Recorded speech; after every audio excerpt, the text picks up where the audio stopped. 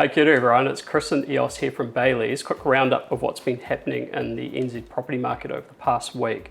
Now EOS, what a cute place we're at today. Like, whereabouts are we? Yeah, so we're at 9A North Avenue in Devonport, Auckland. Beautiful bungalow by the beaches, 4 beds, 3 baths on 401 square meters, located on one of Narrowneck's best street, rebuilt in 2012 and maximized for easy living. Contact Emma Linsky from Bayleys Devonport. Yeah, what a cute place. So like getting into the market this week, so really the big sort of news over the past week was some inflation data came out, but we think the market's probably going to shrug it off. So EOS, what was that inflation data? So the inflation is 3% for 12 months up to September this year. So we see some big moves, including electricity up by 11% and local rates up by 9%. 3% obviously puts it right at the top of the Reserve Bank's target range of 1 to 3%, although the Reserve Bank obviously had a bit of a sense of this and they still dropped interest rates. So we think that at this stage the market's just really going to shrug it off because the view is that inflation's going to drop back down in the shortish term. Yeah. So yeah, just an interesting one to have on your radar. Next up, going into the commercial office space. So Bayleys Insights released our Auckland office outgoings benchmarking report, which if you're in the market, you might have been chasing like some benchmarking on your outgoings for a while. So EOS, do you want to give us a quick brief around what's in that study? Yeah, sure. So first of all, I'll say thank you to all those contributors. And so in the report, we sampled 51 properties. So we found the overall average outgoing is $137 per square meter. We also found the average increase from last year was 6.8%, mostly driven by rates and utilities.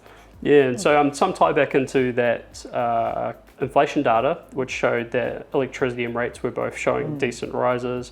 Now with that report sort of available to our contributors, so if you're in that market, get in contact with us. We've got a preview report, and then can also look at whether you want to contribute to the data set to get access to the findings.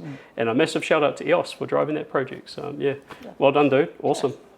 Also in news this week, so we've got Bayleys Waterfront, so we just released our collection of the best waterfront properties around New Zealand. So that's out now, so contact your local Bayleys team or check it out online if you want to get some information. Next up, moving into the sales snapshot for the week. So our theme this week is looking out over the water. We've got 2 quite cool little properties. So EOS, do you want to kick us off with one in Picton? Sure. So the one is 27 Amelia Crescent in Picton, Marlborough. Luxury lifestyle location.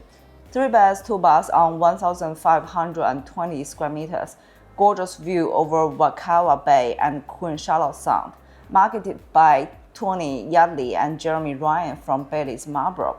Sold under the hammer at auction for $2.04 million. Yeah, cool. And then for me, I've got one in Whitianga, so I've got 29 Kahu Crescent.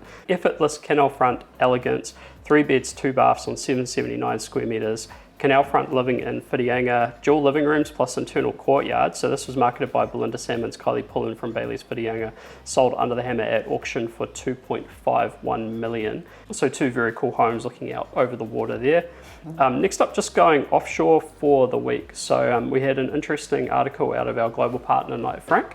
Now this was actually out of the team in the UK. And what they were talking about was the government's need to shake up the delivery of new housing.